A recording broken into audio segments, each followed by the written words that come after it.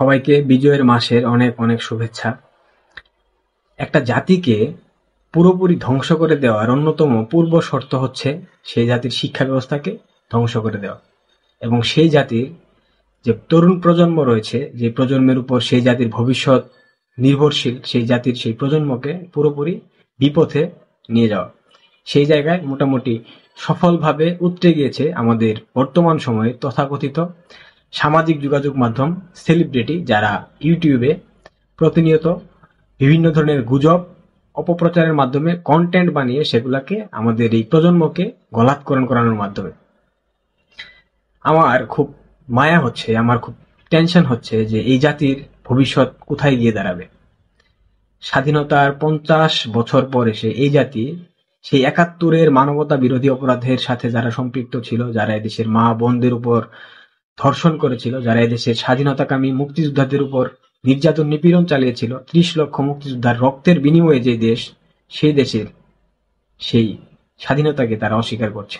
এরা কাজী নজরুল ইসলামকে পড়েনি, এরা সমরেশ মজুমদারকে পড়েনি, এরা জহির রায়হানকে পড়েনি, এরা জাহানারা ইমামকে পড়েনি, এরা রবীন্দ্রনাথকে জানে না, এরা বঙ্গবন্ধুর অসমাপ্ত আত্মজীবনী পড়ে নাই, এরা কারাগারের রোজনামচা সম্পর্কে জ্ঞান নেই এদের মধ্যে। এই জাতিকে বিভ্রান্ত করা খুব সহজ হয়েছে। সেই জায়গা থেকে এই আমাদের যার তথাকথিত ইউটিউব সেলিব্রিটি রয়েছে, এরা সফল হয়েছে। ডক্টর পিনাকি ভট্টাচার্য, যিনি বিভিন্ন অপরাধের দায় নিয়ে দেশ থেকে পালিয়ে ফ্রান্সে অবস্থান নিয়েছেন, সেখানে তিনি অবস্থান করে প্রতিনিয়ত বাংলাদেশকে নিয়ে উস্কানিমূলক মন্তব্য করছেন, বাংলাদেশের বিভিন্ন আভ্যন্তরীণ বিষয় নিয়ে গুজব রটিয়ে এদেশের এ জাতিকে একটা বিভ্রান্তিকর পরিস্থিতির মধ্য দিয়ে ঠেলে দিচ্ছেন, যেটা আগামী দিনে খুব ভয়াবহ এবং বিকট আকার ধারণ করবে। পিনাকি ভট্টাচার্য হিন্দু ধর্মের হলেও তিনি জামাত ইসলামের হিন্দু ধর্মের হিন্দু শাখার আমির হিসেবে খ্যাতি তার যথেষ্ট রয়েছে বিশ্বব্যাপী।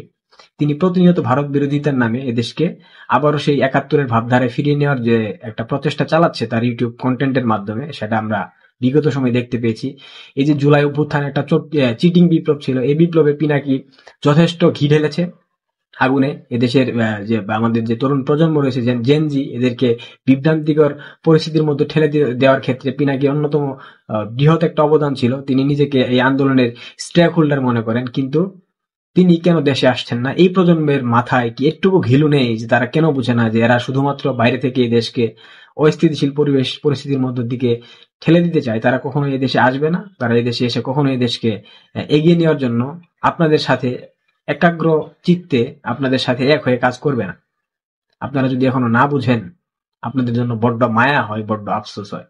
এরপর সাংবাদিক ইলিয়াস নারী কেলেঙ্কারি থেকে শুরু করে অর্থ কেলেঙ্কারি, বিভিন্ন ধরনের অপকর্মের দায় নিয়ে যুক্তরাষ্ট্রে পালিয়ে গিয়েছেন। সেখানে বসে তিনি প্রতিনিয়ত বাংলাদেশকে উস্কানি দিচ্ছেন। তার উস্কানিতে আমরা, আমাদের যে তরুণ প্রজন্ম রয়েছে, বুদ্ধি প্রতিবন্ধী তরুণ প্রজন্ম, এরা পা দিচ্ছে, ক্রমাগত পা দিচ্ছে তাদের সেই গুজবের দিকে। এরা যে পাকিস্তানের পেইড এজেন্ট, এরা এখনো এটা বুঝতে পারছে না। এই পেইড এজেন্টরা যে বাংলাদেশকে আবারও সেই ৭১-এর ভাবধারায় নিয়ে যেতে চায়, তারা এখনো সেটা বুঝতে পারছে না। এরপর এই গুলাম মাওলা রনি, একটা গিরগিটির আধুনিক রূপ। সে সকালে আওয়ামী লীগকে গালিমন্দ করলে, সন্ধ্যায় করে বিএনপিকে, রাতে করে বৈষম্য বিরোধী ছাত্র আন্দোলনকে, তারপর দিন আবার ভারতকে সমালোচনা করে। মানে বিভিন্ন রূপ তার একই অঙ্গে নানাবিধ রূপ দেখে মাঝে মাঝে মনে হয় যে গিরগিটিও মনে হয় গোলাম মাওলা রনির দিকে তাকালে হাসিতে মুখ ফিরিয়ে নেয়, লজ্জায় মুখ ফিরিয়ে নেয় যে আমি কি গিরগিটি, আমার থেকে বড় গিরগিটি তুই গোলাম মাওলা রনি।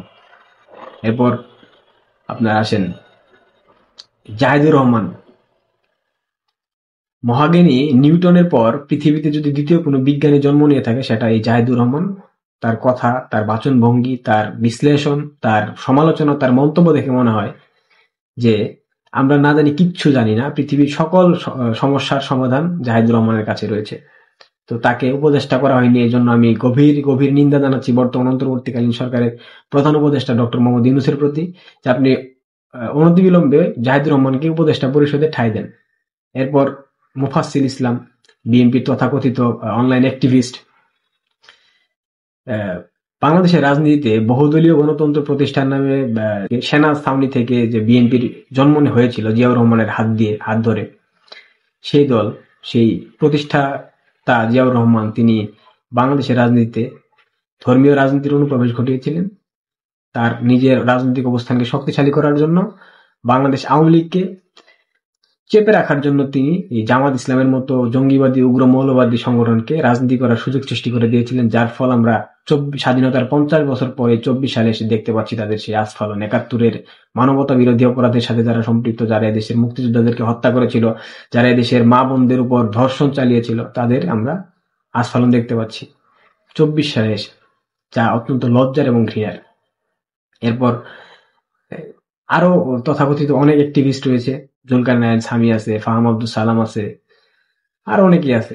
যে আন্দোলনের লক্ষ্য ছিল বৈষম্যহীন বাংলাদেশ বিনির্মাণ, যে আন্দোলনের লক্ষ্য ছিল কোটার ভিত্তিতে নয় মেধার ভিত্তিতে সকল কিছুর প্রক্রিয়া থাকবে, যে বাংলাদেশের লক্ষ্য ছিল এদেশ হবে স্বাধীন সার্বভৌম একটা রাষ্ট্র, এদেশকে কোনো দেশ চোখরাঙা নিতে পারবে না, সেই জায়গা থেকে বঙ্গবন্ধুর বাংলায় মৌলবাদের ঠাঁই নাই, বঙ্গবন্ধুর বাংলায় বৈষম্যের ঠাঁই নাই, সেই বঙ্গবন্ধুর ভাষণকে তারা পুঁজি করে মাথায় জাতীয় পতাকা বেঁধে সেই আন্দোলন সফল হওয়ার পর তারা বঙ্গবন্ধুকে জাতির পিতা হিসেবে অস্বীকার করেছে।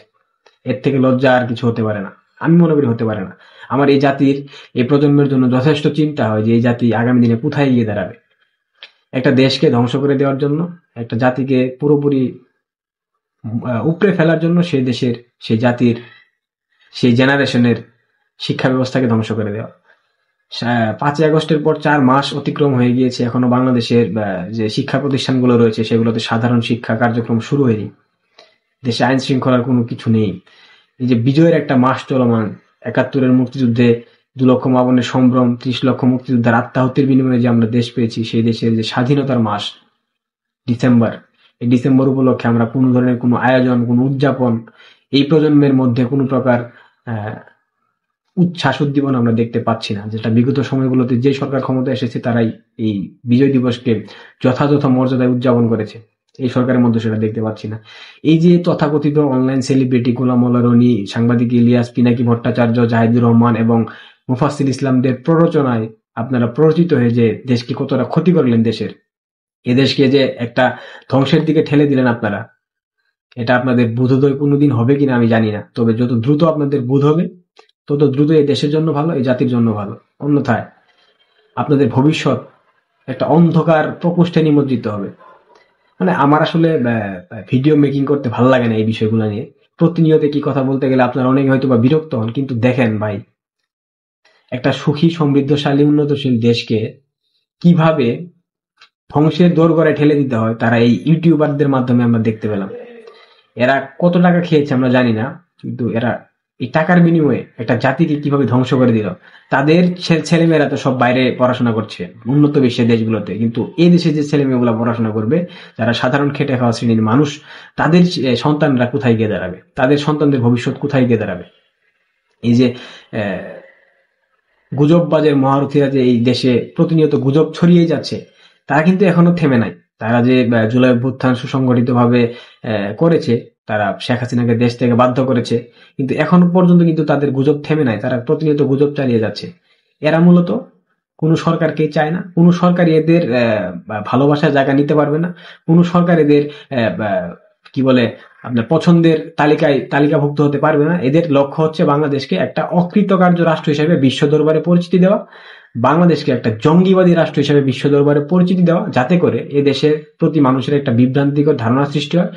আন্তর্জাতিক বিশ্বে ইতিমধ্যে বাংলাদেশের সম্পর্কে নেগেটিভ বিভিন্ন বিষয় উপস্থাপন করা হয়ে গিয়েছে, যেটা আগামী দিনে এদেশকে বিভিন্ন আন্তর্জাতিক অঙ্গন থেকে একঘরে করে ফেলবে, যা আগামী প্রজন্ম খুব বেশি মাত্রায় ভোগ করবে। যখন আপনারা পড়াশোনার জন্য, উচ্চশিক্ষার জন্য বহির্বিশ্বের কোনো ভালো শিক্ষা প্রতিষ্ঠান থেকে আপনারা ভিসা পাবেন না, আপনারা আবেদন করার যোগ্যতা হারিয়ে ফেলবেন পাকিস্তানের মতো, তখন বুঝবেন ভাই যে এদেশের ক্ষতি এই ইউটিউবাররা কিভাবে করে গিয়েছে, কতটুকু করে গিয়েছে। তখন যদি আপনাদের বোধ হয়, সেই ক্ষেত্রে কোনো কিছু করার থাকবে বলে আমার মনে হয় না। আমার যথেষ্ট শঙ্কা হয় যে আগামী দিনগুলো আসলে কি হবে বাংলাদেশে। এই সরকার আসলে কি চাচ্ছে তারা নিজেরাও ঠিক মতো জানে না।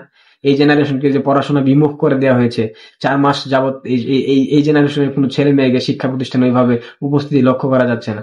এটা কি খুব ভালো লক্ষণ? নিশ্চয়ই না। তো সবকিছু মিলে মনে হচ্ছে এই জাতির জন্য খুব গভীর একটা সংকট আসন্ন, এবং এই সংকট কিভাবে এই জাতি উতরে যাবে, এই জনগণ কিভাবে উতরে যাবে, সেটাই দেখবার বিষয়।